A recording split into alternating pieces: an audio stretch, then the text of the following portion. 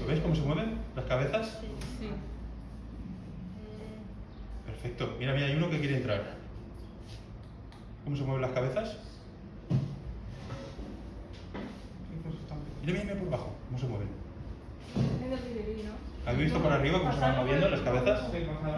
¿A cuánto lo tiene? Va a ayudar a buscarlo, Joan.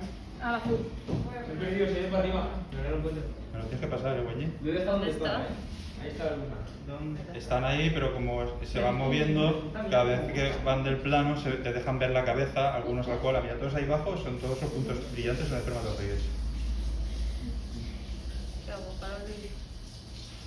Mira, mira, mira cómo se mueven alrededor de la... ¿Lo ves? Arriba, a la derecha. ¿Cómo se mueven? Pues ya han entrado. Mira, mira, mira, mira. No, están intentando entrar. Entrará uno. Mira, mira cómo se mueven. ¿Has visto?